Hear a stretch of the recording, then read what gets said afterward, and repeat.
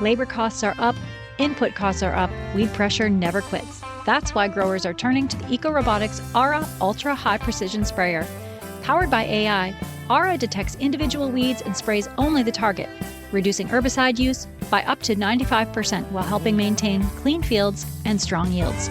Less chemical, less labor, more control. See the technology that's changing weed management across North America. Visit ecorobotics.com and schedule a demo today to see it work in your field. That's ecorobotics.com, ecorobotics.com to schedule a demo today.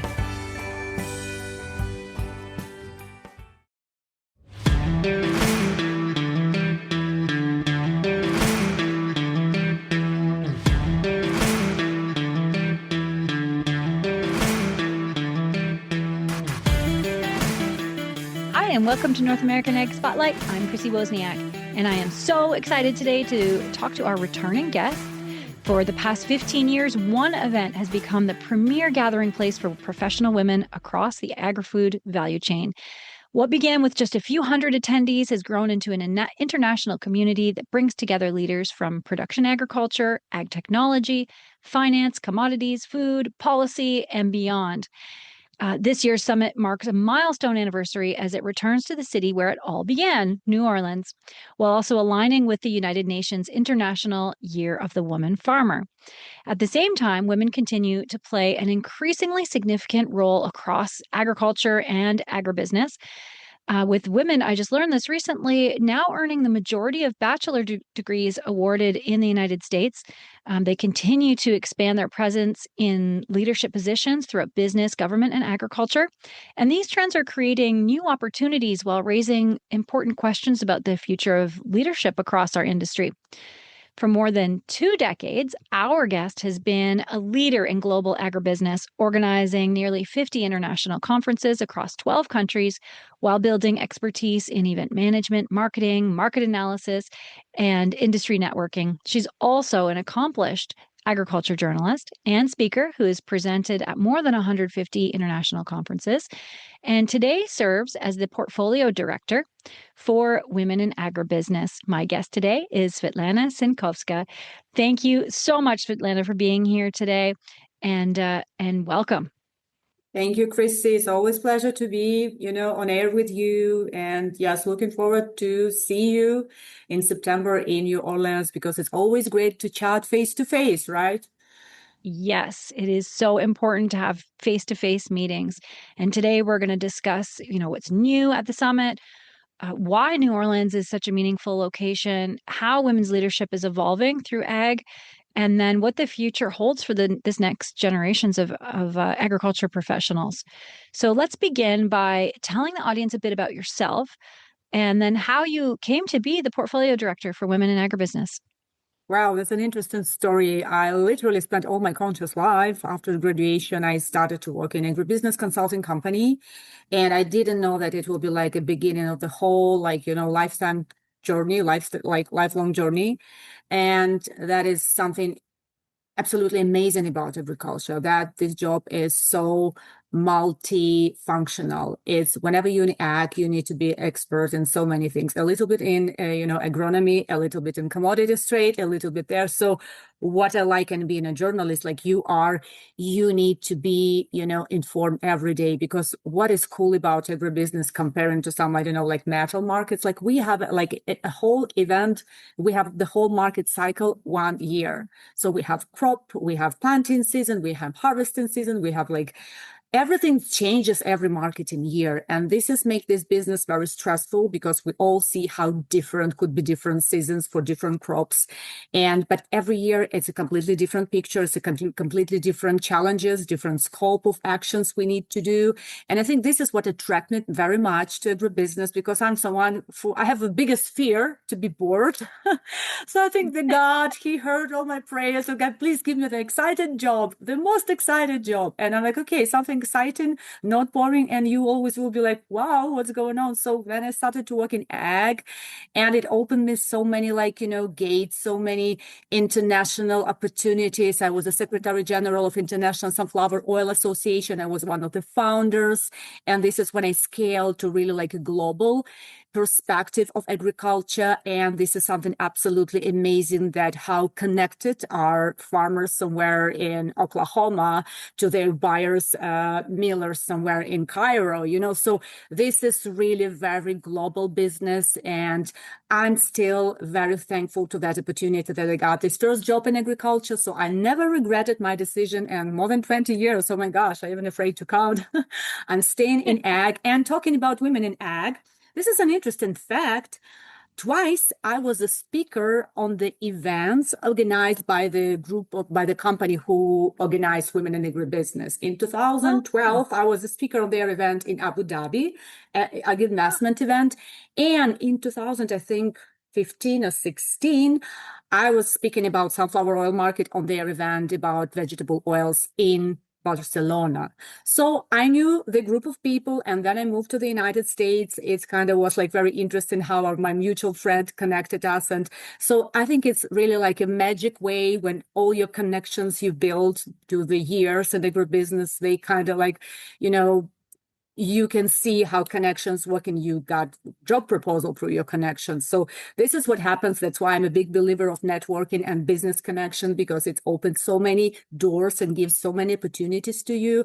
So yeah, and in 2020, end of 2024, I accepted that. I was so happy to hear from these people and got this proposal to lead this fantastic legendary event I heard a lot about. So here I am, and I'm really happy, because I think the whole idea of women in agribusiness is very much resonates with my personal mission. I don't want to sound very pathetic, but I think after 20 years in agribusiness, I could say that I'm really happy that now I could help some young females and just be a part of the process to give a lot of spotlight and a lot of support to all these amazing women in agribusiness. Yeah, that's what it's all about, us being able to come alongside the next generation and lead them up and give them the courage and Yes. help them be brave as well, right? Mm-hmm. And this year marks the 15th anniversary of Women in Agribusiness Summit. So what does that milestone mean for you? How are we celebrating? And and congratulations. Thank you. So it's interesting, because the first Women in Agribusiness, and it was held in New Orleans. So we count the whole full, cycle is now, when we are back again to this amazing city. So why is New Orleans? Because it's a combination of two things. First, it's a very vibey, very beautiful, very kind of like, let's celebrate place. So we really want all this hospitality, all this like vibrant atmosphere of that magic, absolutely magic city to help us to celebrate, to give us this like celebrational mood. And the second one, don't forget that New Orleans is a huge port. It's literally a gateway for American agriculture products, for American commodities. This is a place where farmers from Midwest are connected to their buyers across the whole world. So that's the magic of this location. So it's very, let's celebrate, very like, vacation, cool place, and still it's a very important spot for the global agribusiness and for American agriculture, because it's a huge port. And this is something we want to combine. For example, we have on our agenda a lot of like events to celebrate and to feel New Orleans vibe. We have walking tours, we have fantastic venue when we will have this Syngenta, evening dinner party. And also we have a tour to CHS Port Transshipment Facility, where people will be able to see how all this amazing American corn, soybeans, wheat, are making their way to these vessels and traveling, long days to the destination somewhere, crushing plants in Indonesia or in Philippines or, milling facilities somewhere in Morocco. So that's the whole magic of this location. And we definitely are happy to be back. I'm a big fan of this city. I think it's absolutely magic. So we can't wait to share our inspiration and our joy with all of our delegates in the magic New Orleans. Oh, I love it. And I've never been to New Orleans, so I am very excited to Okay. see. I've heard lots of stories. I can't wait. And then for people who have attended in previous years, what is going to be new or different this year? So, of course, we try to keep very important, like we call it legacy elements of our event. So you can see on agenda, we have some legacy elements, for example, workshop organized together with Syngenta when we give a lot of like very useful practical tools, how to become better management or more visible. We will have our absolutely legendary and legacy elements on agenda, like executive leadership panel when we will spotlight some very top level CEO level females talking about their secret of success, talking about their challenges, giving some tips how to become a better manager. It's always a very like popular panel, and the inspiration I've seen last year, the women were even crying, just asking some questions about some challenge, asking some advices from the panelists, being like, and like new manager, how to handle that kind of management situation. So that is something very inspirational. One more panel that everyone is always waiting for is our female farmers panel. So this year we will have a lot of female farmers from Louisiana, which is a very interesting region from a point of view of different crops they produce. It's sugarcane, it's cotton, it's rice. It's not just, typical corn, more like, traditional American commodities, but a little bit more like regional and niche. And it's also very interesting always to hear all these stories of these amazing female farmers, how they combine being moms, being, grandmoms, being like, active members of their community, but also being a successful farmers, and how they navigate in all these challenges and wearing all these multiple hats, as we discussed with you in the beginning of this conversation. So it's always a very popular panel. But on top of that, we try always to add some new elements. And this year we will talk a lot about AI. We'll have one fantastic standalone presentation about AI. It will be like something really, really eye-opening, fundamental. I heard this speaker. She is a global superstar. She will come to us from Singapore. Dominique, she's fantastic.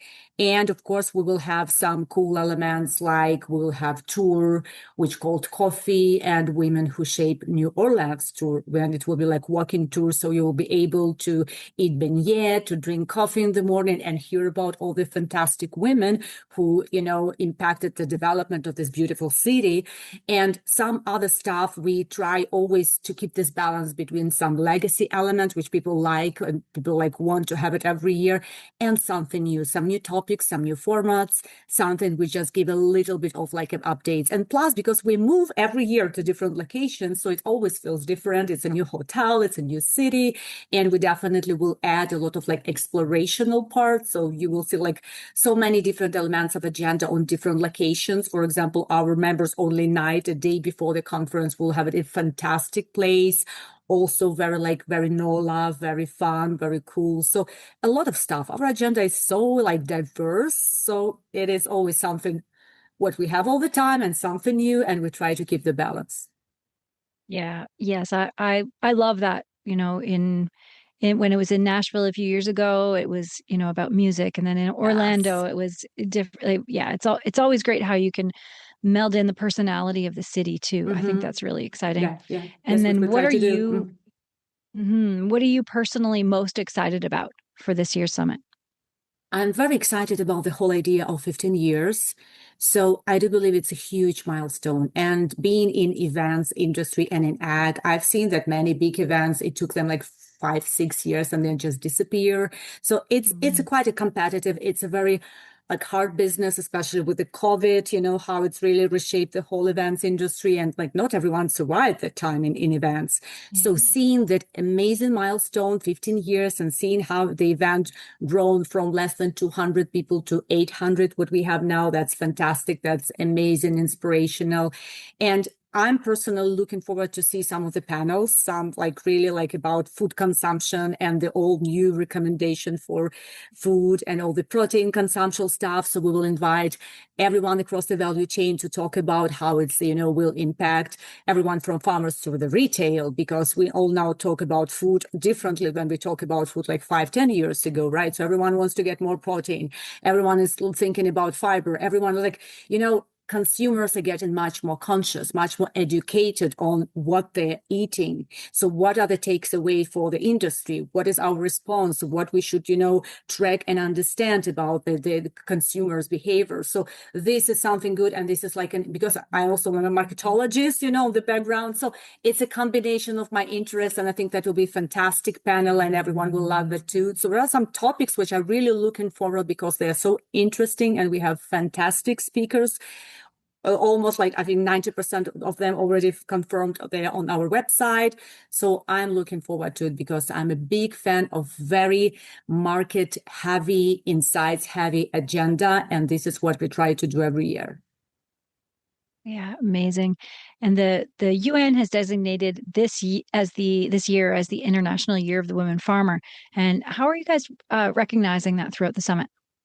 So, of course, as I mentioned, we will highlight again this female farmers panel, but also one thing we've done this year, and we're so proud of that cooperation, together with, first time we are collaborating with American Farm Bureau, which is a huge organization. I have so much respect to what they're doing. We launched additional Demeter nomination because we have our traditional Demeter Awards. So every year we select 3 women who impacted development of ag and also helped women to be more visible in American agriculture. But this year we have the 4th award. We selected also, like we're selecting now still with Farm Bureau, this like outstanding U.S. female farmers. So this is a new award. We create a lot of buzz on social media. We got a lot of application and reading all the bios of these fantastic women and seeing what they have achieved and see how they kind of even reconsider the whole idea of farming. Like, yeah, she's a farmer, she's a podcaster, she writes books, she has her apps for flowers and for florists education. They're doing so many things like on the top of like traditional farming, but it's a kind of a new era of agriculture. Then you like, doing multiple business. It's like not like one revenue stream, business anymore. And women, we're so good and being creative. We're so good and doing multiple different things that I think it's part of our nature. So that's why I think that women are so good in agriculture, because this ability to do many things at the same time with the same precision, same focus, this is something that makes women so good in agribusiness. Yeah, you are correct. And ag is really facing tremendous change right now with technology, with labor shortages, inputs, all of these things, even to AI and how we're going to use AI. So how do you go about deciding, or your team goes about deciding, what topics deserve a place on this year's event agenda? Yeah, because we have a very cool editorial team, and Michelle Marshall, our fantastic editor-in-chief, and she's always spot on. She's following up everything what's going on. We have our like teams group and we share some industry news. So I really want all of us to be very much understanding and knowing what's going on.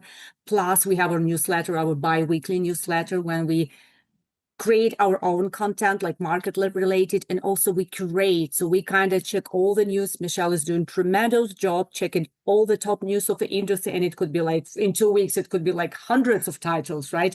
In trying to select what is the most important. And this keeps us very much informed with everything what's going on.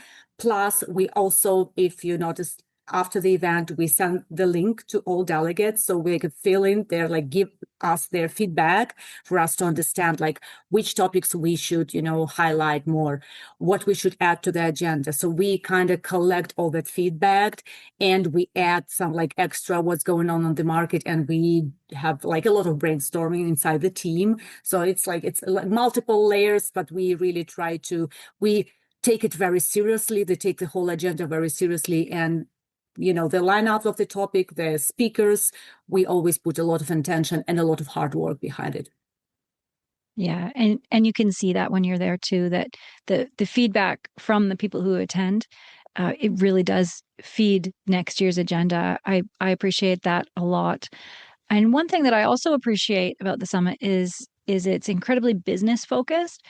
But then you also have leadership development too. So how do you strike that balance between leadership development and then delivering real business value? I think this is actually like the secret sauce of our event. The event which makes us very different, even for some kind of like female events in ag, they're like existing. Some of them are still on the market because we are not like a professional development event and we are not like strictly business, agricultural event. We are something in between. And from my experience, we try to keep this proportion like 60% all the topics on agenda are about markets and 40% are professional development, as we call it, like leadership, like and all that related topics. And I think this combination, so like we've been experimenting through the years. Some years we increased professional development. And I think for last 3 years, we keep this proportion like this.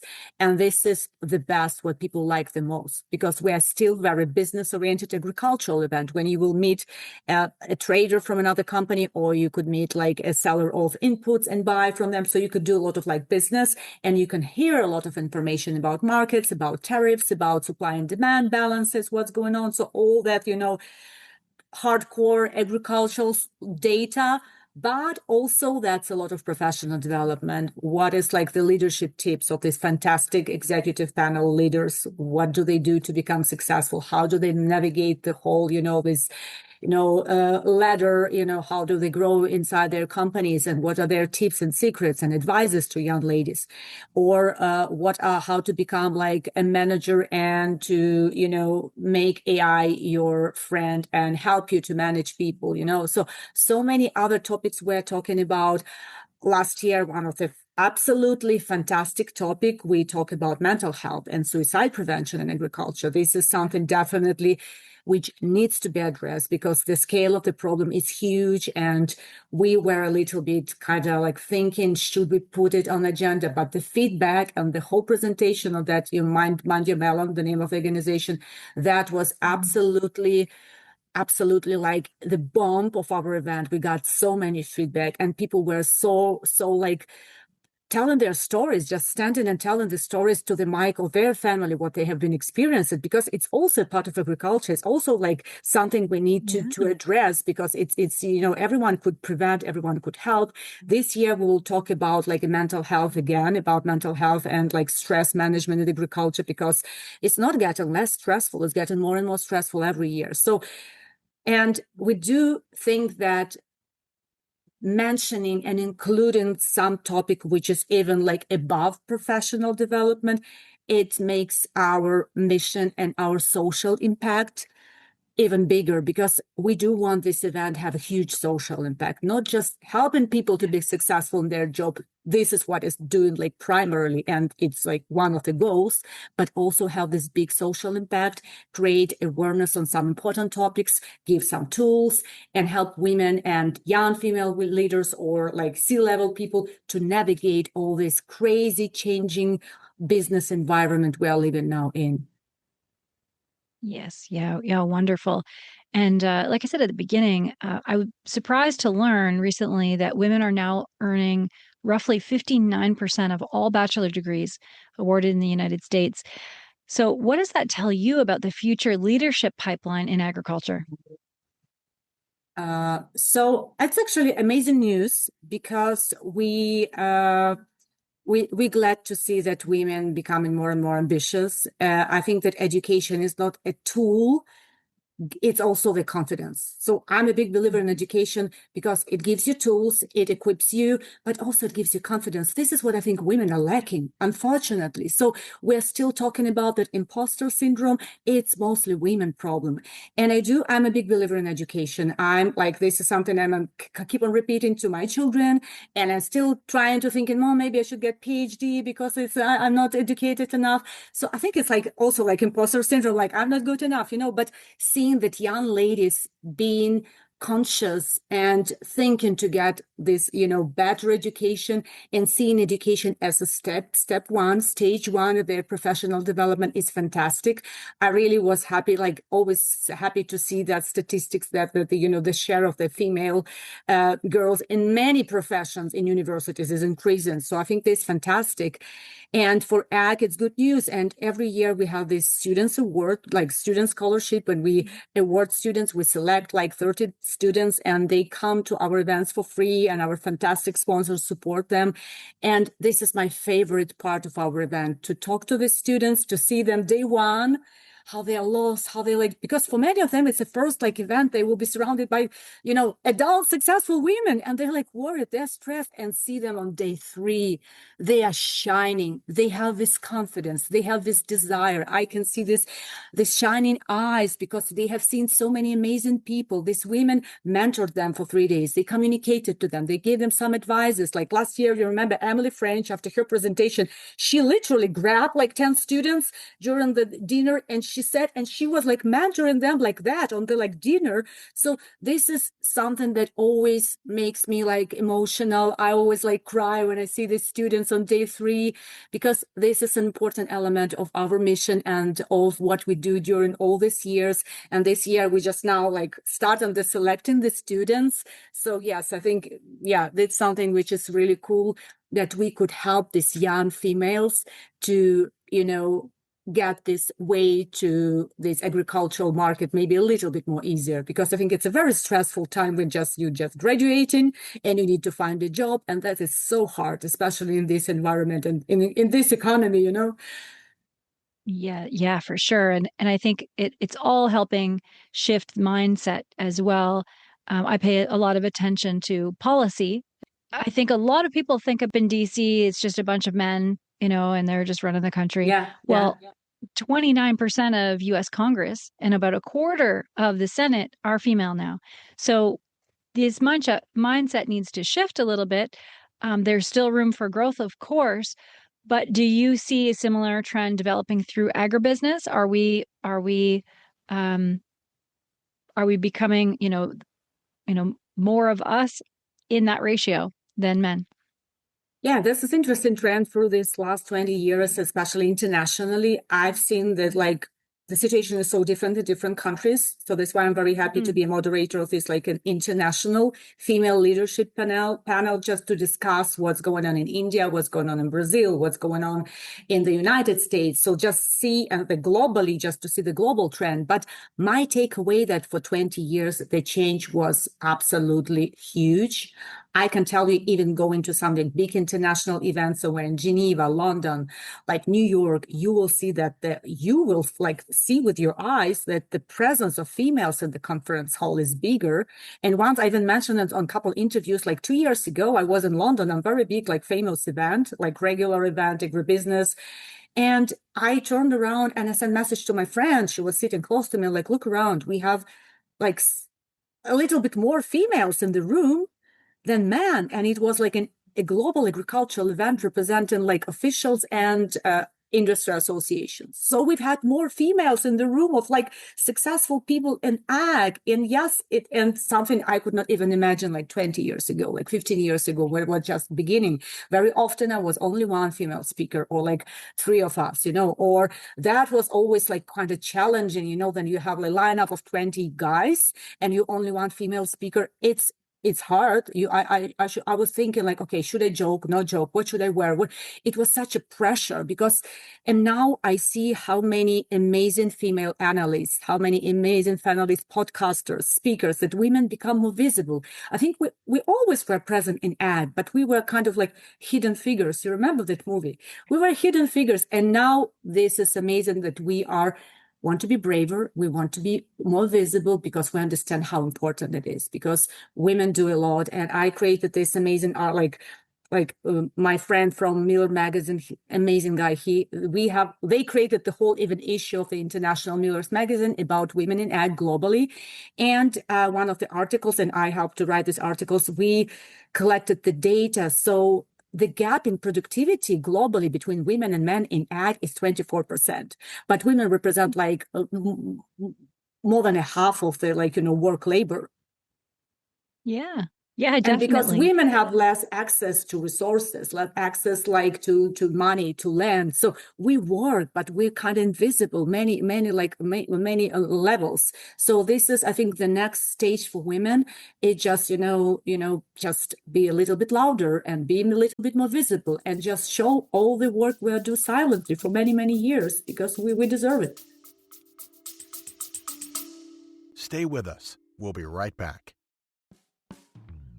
Attention farmers, ranchers, agribusiness professionals, and agriculture enthusiasts. There's a new source of agriculture news, and it's arriving fresh every single day. Introducing Farm News Daily from North American Ag. From breaking industry news and market updates to ag tech, ag policy, faith and family, all the stories that are shaping rural America, Farm News Daily delivers the information that you need to stay informed and stay ahead. Don't miss a headline. Visit farmnewsdaily.com today and subscribe for free. That's farmnewsdaily.com, your daily source for agriculture news powered by North American Ag.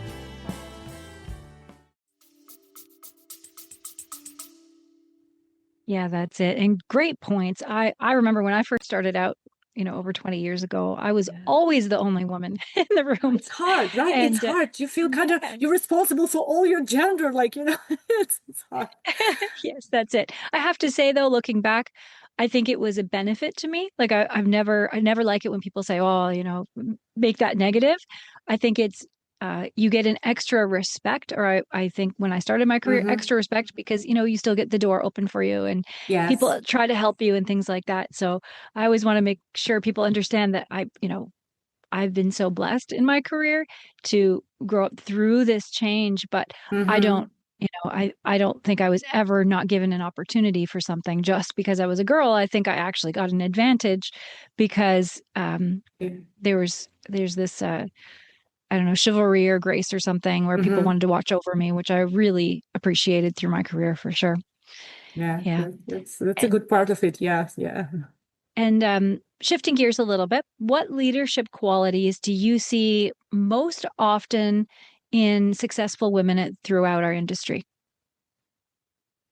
With everything what's going on around AI, and it's a cliche, but like adaptability and the ability to change fast, because the new era we're stepping in with all this artificial intelligence, it's a big test for your ability to change fast, to change your thinking, the way you work, the way you see things. So I think that now it's more important than ever to be flexible and to be able to shift and move, in the direction which is everything is changing around us.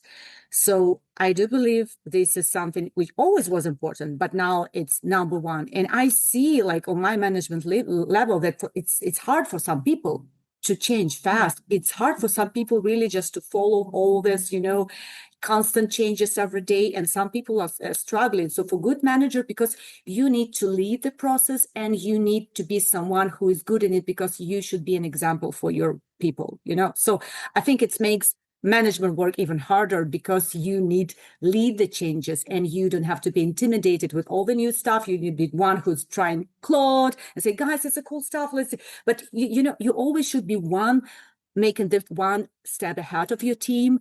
And there are so many new things you need just to learn how to use, how to do, and you should be emotionally okay with that. You don't have to be overwhelmed because your team will read okay, you can tell that it's cool because if you don't believe it's cool, so there is something which is more important than ever with all this, AI revolution we are stepping in, and it's hard.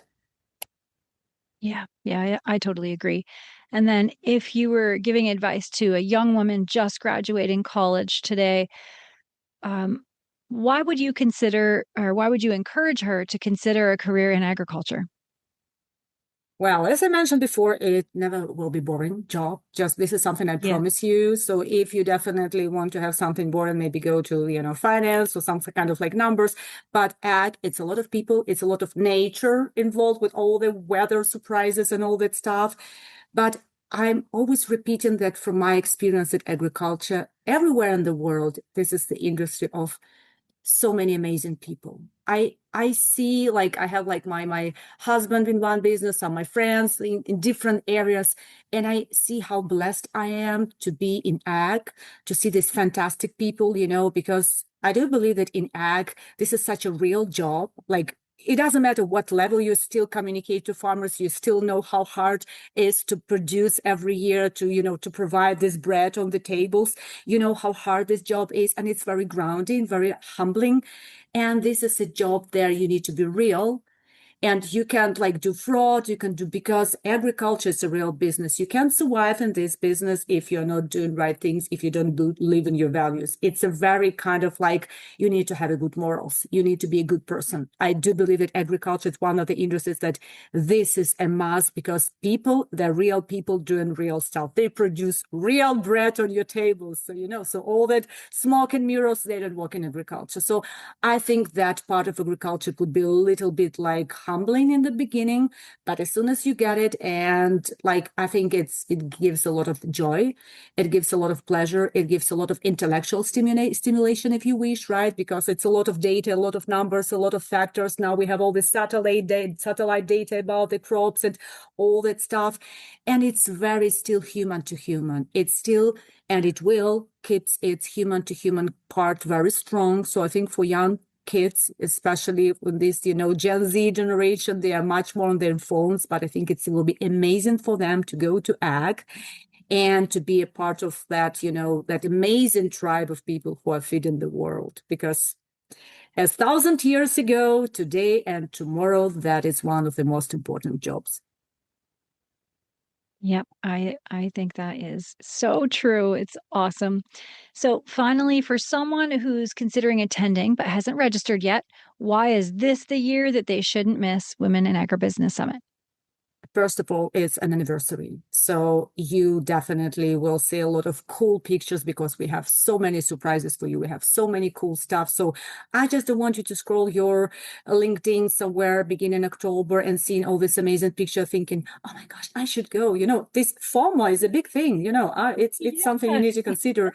And number two, it's fantastic location. If you have never been like New Orleans like you, or you've been there like several times, it's never enough, because this city is a magic, like concentrated magic. It's a quintessence of like so many cool things like music, vibe, atmosphere. The weather will be fantastic. Number three, you can do a lot of business. You can meet a lot of people in one place, from C-level to farmers. Everyone across the value chain will be there. It's not just a farmers event or events for like finance people or, investors. No, everyone across the value chain will be there. So for example, if you are a farmer with some kind of like, question, you could discuss it with inputs provider, with bank, with insurance company. So you could communicate to everyone who is the agriculture value chain. And this is something unique about this event. The quality of the audience, 52% of our audience are decision makers. They C-level, they head of departments. So this is another like perk, because you can really do great business, just networking and making all these connections. So I wouldn't miss it. Like, really, this is something you might definitely regret about. Yes, yeah, I agree. So thank you so much, Svitlana, for joining me today. It's always a pleasure having you on the show, and I can't wait to see everything that you and all of the women have planned for this year's summit. Congratulations to the entire organization celebrating this 15-year benchmark. And thanks to all who are watching or listening. If you want to learn more, you'll find all the links in the show notes. And don't forget to subscribe to North American Ag Spotlight on Spotify, Apple, Amazon, Listen Notes, wherever you listen to your podcasts. And if you enjoyed the episode, I would love it if you shared it. Thank you so much. Thank you, Chrissy. Thank you so much. And see you soon in New Orleans.